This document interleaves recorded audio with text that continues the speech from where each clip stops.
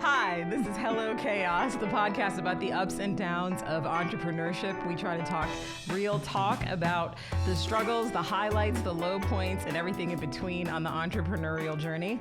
I am Jennifer Oladipo, aka Jeno. And I am Jennifer Sutton, aka, I guess, just Jen. I do need a nickname. We joke about this. We're taking notes. And so excited to have on our podcast today is guests Marlon Brown and Kendrick Pullen of LifeTagger. Hi, fellas. Hi, fellas. Welcome. Thanks for joining us at Hello Chaos. Thank you. Hey, thank you for having us. Can I start by saying this is the fanciest podcast that I've ever been on? It's so right? fancy. Oh my gosh! So I wish you could see. We've got cameras 1, 2, and 3. We've got monitor. I mean, it's We're legit. We are legit Yeah, you're gonna be on video, so people can watch it and listen to it. It's however people want to consume. Give the people what they need, right? And that's what you do. So real quick, tell us about LifeTagger, what it is you do, and then we're going to talk about how you're able to actually do it. Yeah. Give us the rundown.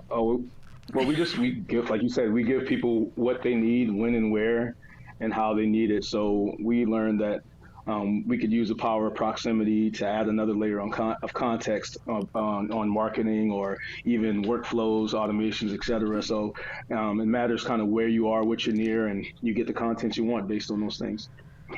And who are your clients? Who is it that you're helping deliver content from? We always are trying to stay in a lane and pick a sector, but what Marlon didn't say was that communication is so important, and driving effective and relevant communication. I think every business wants to do that at some point in their business journey, but we found ourselves mainly so far, we have big plans here. We're still startup mode, but of course, we work with a lot of hotel and hospitality, real estate developers. I'm going to do a shameless client plug, but we're on consumer products too. If you can see one of our Life Code products here, but it's also one of my favorite energy drinks. So it's actually really cool to find ourselves in some spaces. But yeah, I think anywhere that people are trying to communicate effectively and relevantly with their customers or their guests or whatever stakeholders that are important in their business operations, to Marlon's point, whether it's their employees, their guests, their customers, we're trying to be the platform and the catalyst to drive that communication. Cool. And just for the people who are listening, what was that drink? Because they can't see it. I'm sorry. Yeah.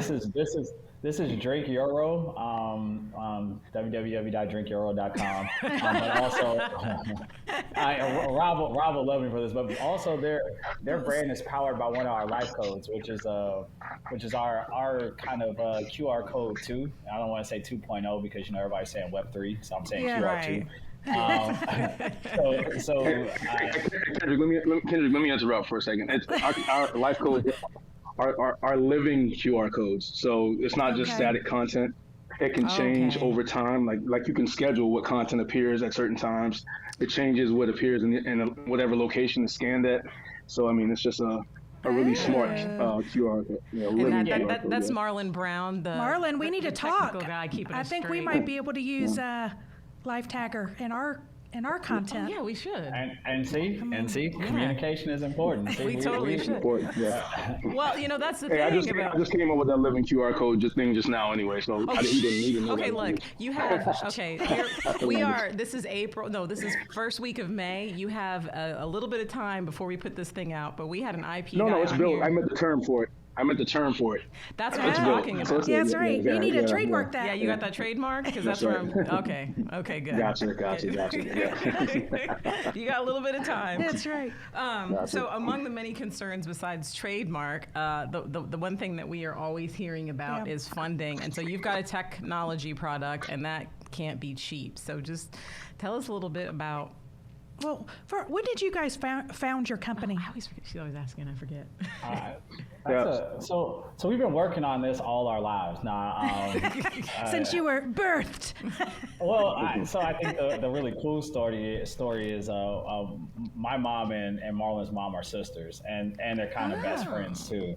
So obviously, Marlon's a little bit older than me, as you can tell, and he's like, you can't tell.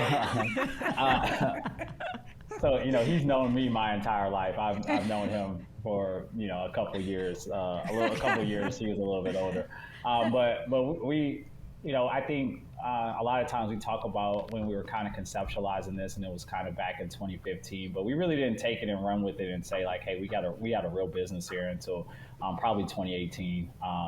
So. And then soon after that, we got our first little bit of funding. So it was a good product. But obviously, in the world of fundraising, there are pivots. There are so many different factors that go into it. Obviously, we could talk about challenges and barriers all the time, and I don't know if we can curse on this podcast. Yeah, you can. Yeah, you can. Okay, so there's a lot of shit that you got to go through, and we do a lot of noise. So let me ask you. So what was the decision that you were like, okay, 2018, we got something here. What was that critical moment that you said, you know what, we can't get? Did you try for traditional funding, as in like SBA loans or friends and family, or was it like immediately going, we've got something here, we're ready to go down the path of investment, VC, that type funding? So for me, if we take the story back, when we first started this, it was more of a communications tool. The first iteration of it was my wife sending me a text message 9 o'clock one morning, grabbed some milk on the way home. By the time I got home, forgot the milk, and I was like, let me write you an application where you can attach that message to the Walmart I'm going to pass on my way home, because location is a much better context for that message than time was. So we thought we had a communications issue, and so we started to build a platform based on that sort of communication. And then we realized really what the issue was is that my wife only had the power of one context right now. But if we could give all consumers, all businesses, the power of more context right now, scheduling what time of day, where you are, what you're near, what audio you're listening to, if we can build that, then we can put all these layers together to make the most effective message. So I think that's when we realized that happened, then we turned it into a business and started looking for funding. So and what business doesn't want to communicate the same way a husband and wife communicates, right? Like that, you want that level of intimacy with all of your customers, and I think and bluntness, the directness. Yeah, exactly. And so that's what kind of when we think about it, as one of our North Stars is like that level of communication and driving that level of communication for businesses, I think is super important. And then that's how we kind of got on to our funding journey. And I think the other part of it is there's a mindset that happens that, we think about controlling as much equity or not giving away, a lot of parts of your company, and then not being up to speed on that. Like nobody really teaches you VC. I have a degree in history, so nobody taught me venture capitalism outside of the confines of a college education. I didn't major in finance or anything like that. Wait. So what was you jumped in the VC? Nobody has a degree in that. Like, how did you learn? Is that literally just every meeting you took away different tidbits of, I'm not going down that path again, or did someone kind of take you and put you guys under their wings? I think it was a little bit of both, right? So blessed to have really good mentors in the space that really kind of early on liked me and Marlon. May have liked Marlon more than they liked me. It didn't matter. And then just trying to consume as much as I can and take the meetings and understand that I do have a sales background, and I know that a lot of this is a numbers game. So the more meetings you set, the more people you get in front of. But also, it's a crapshoot, because a lot of people you can go on 2 meetings and get 2 very different sets of advice. That's what right? we've And heard. so, Yeah. and so trying to filter through that to the things that are important that'll get you funded, I think are important. And I have a guiding philosophy when it comes to fundraising. I am going to get to the no as fast as I can, not the yes. That's a salesman. Like I'm gonna get to the no, so I'm gonna like throw everything out there so you can just tell me no, and I can move on. Because too many times entrepreneurs are stuck in this kind of back and forth, VC game that we play, and they're constantly pivoting and changing their deck and doing this to try to appease one VC who's like dangling this carrot of funding out there. And for us, it's like we got to stick to the things that we know we're good at. If someone has good ideas, obviously we think about what those good ideas and how we can implement them into our company, or somebody gives us great feedback on the deck, or specific, you take little pieces. Marlon has this great quote. It's like a lot of times you walk up to it and it's just a buffet of stuff, but you only go in there and like take the stuff that you actually eat, or eat the pieces of the I think Marlon says there's a whole chicken, and you only have to eat the pieces that you like, right? And so, Right. I think the saying is eat the chicken and spit out the bones. That's my grandma. Okay, There you go. Sounds good. What he said is, edit that. So those have been those are the immediate challenges of like there's no playbook or game plan, and with the rise of the Instagram guru telling you how to raise money, I actually hate that. I hate when people charge people money to say like, oh, here's I'm going to teach you how to fundraise, but it's going to cost you X amount of dollars. So you don't pay for that advice. You wouldn't do that. Oh, hell no. Did you guys go into any kind of like a incubator, accelerator type of program? Yes, Which one was it? Down in Charleston, or was it a national one?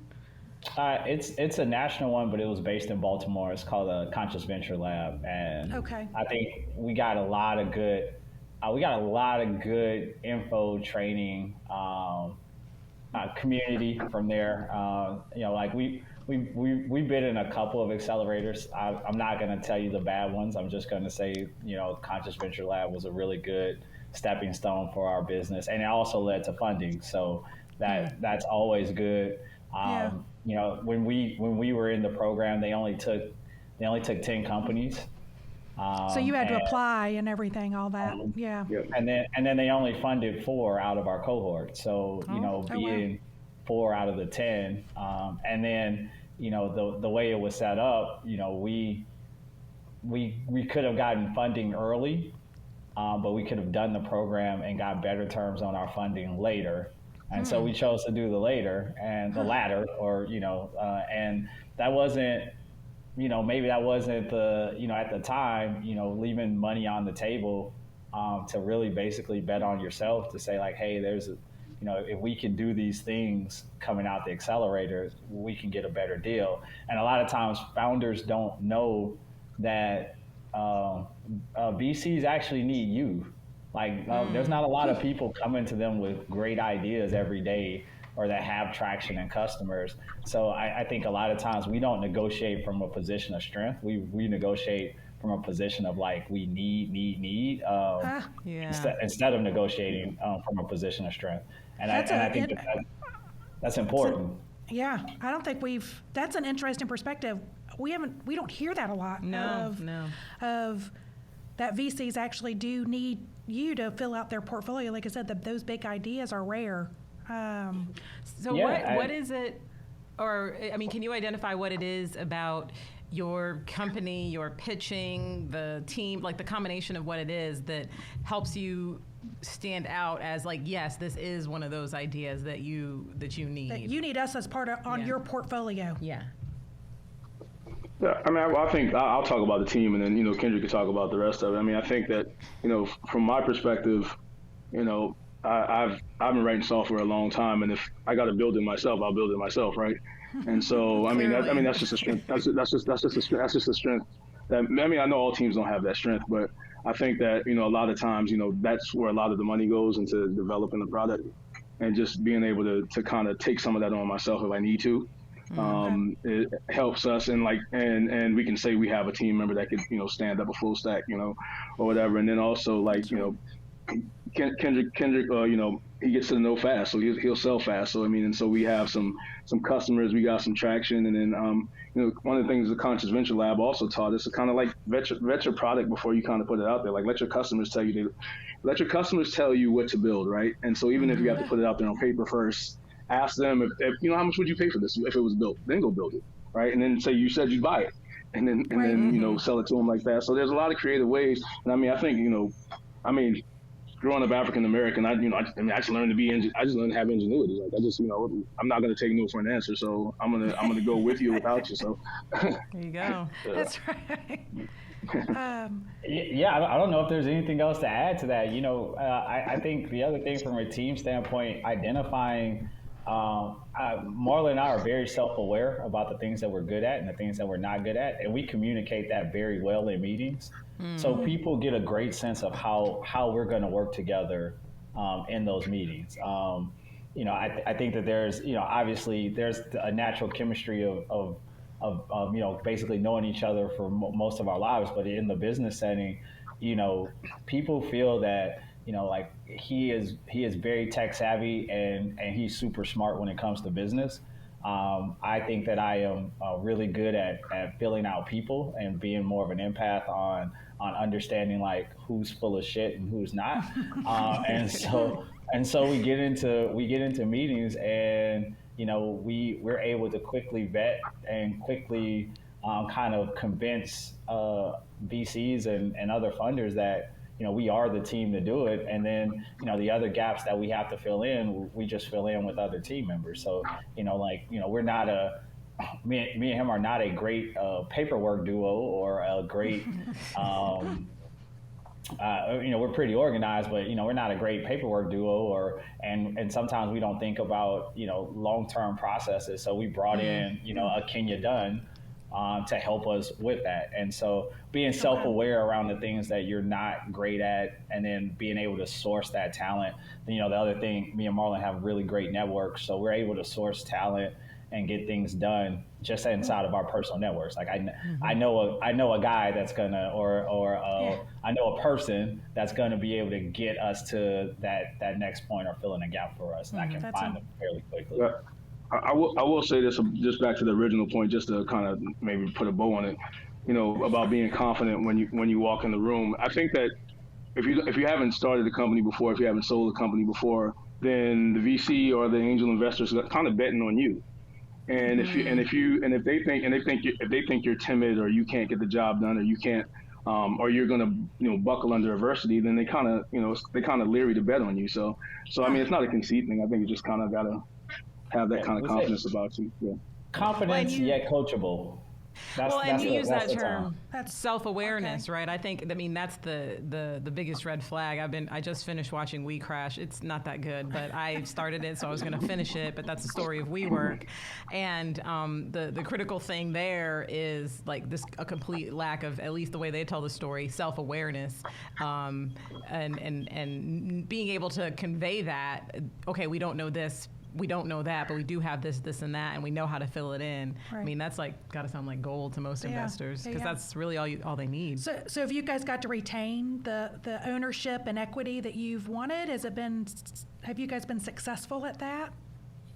Yeah, because I'm a pretty tough negotiator. No, I think at the beginning I was more willing to. I really approached raising money from I almost want to say a deficit mindset instead of an abundance mindset.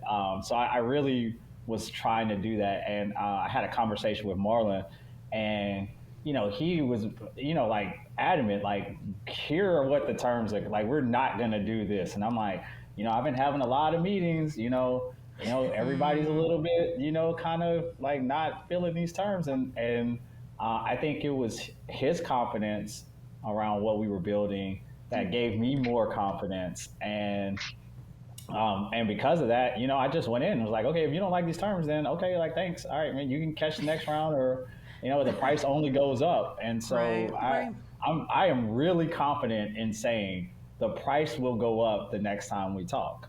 I love that. Yeah. Hold on. Wait, let's say that again. Say that again.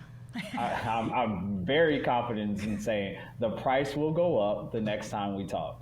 I love it. Position of strength and power. Mm-hmm. I mean, exactly. If you don't get in now, and fear of missing out, like FOMO is huge in the VC community. So like if they feel like they're missing out, like then the terms become different, and pattern matching too. So you get one, you get one person to agree to these terms.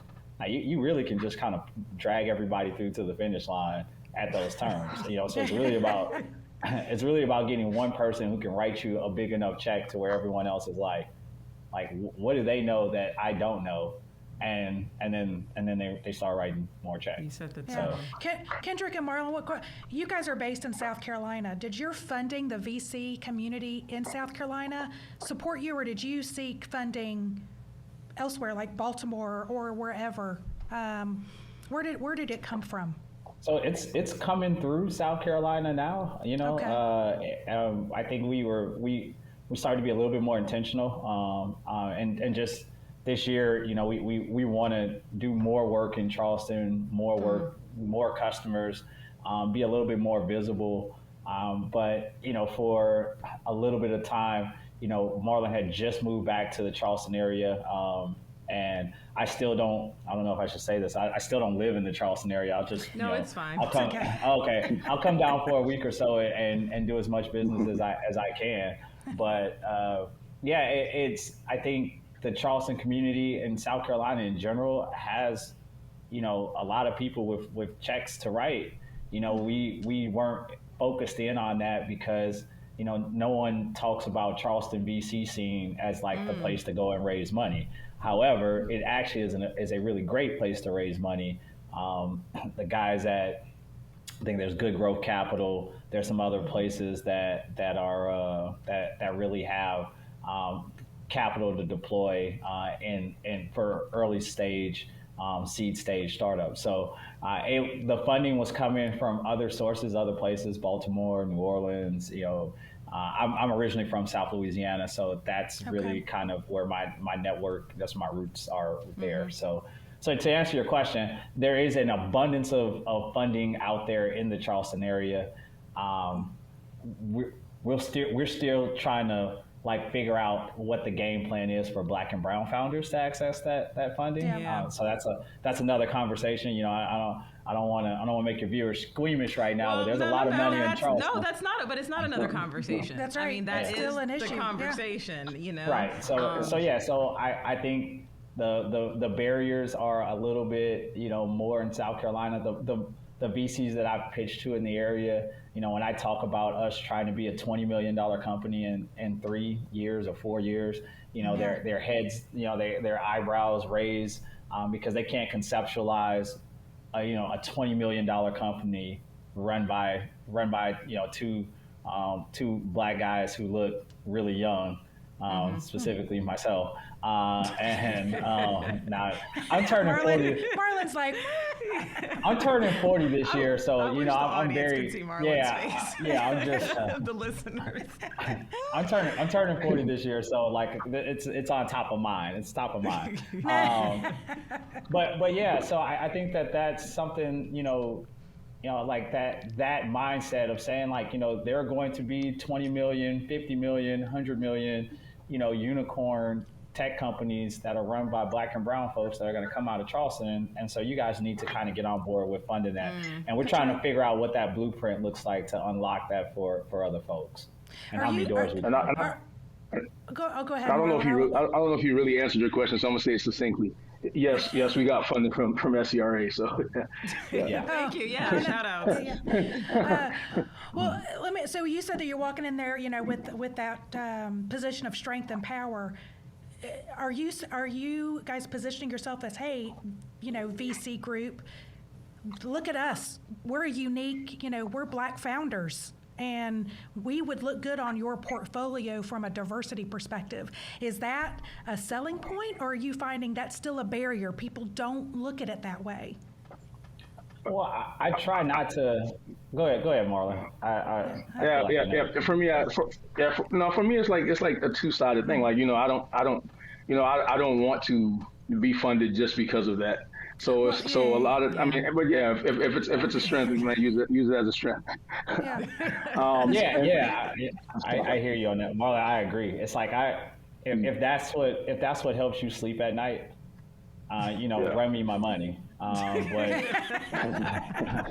if it's not what helps you sleep at night, run me my money. So it's not one way or the other. Okay. I do think about that, and it's like, I don't raise the point like, hey, you need Black people in your portfolio.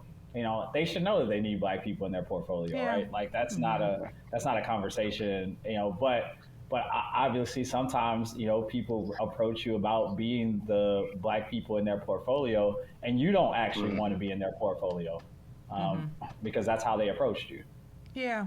Oh, yeah. That's a good point. That's a good point. You want them to be believing in you, your business, your plan. Right. Yeah. Your potential. Yeah. Absolutely. Yeah, because there are so many different types of, like, outside of funding capital, which is totally the number one most important capital. If anybody gets on here and tells you that that's not it, they're full of shit. Funding capital is the most important, but also you have to be able to understand, like, okay, what networks can your VCs or who's on your cap table leverage for you, right? Because there are more rounds of funding to raise, and there are more customers that you might want to acquire. There are different partnerships or relationships you may want to build. So those things are important too. But obviously, most of the times, if you have the money, you can do those things anyways too. So a lot of times when people are just like, oh, I can connect you to this person, like, are they writing checks? Yes or no? Okay. Yep. That's step Get to one. the no. Then all this other cool stuff. Yeah, but before someone else comes on and disagree with you, let me disagree with you first, like now.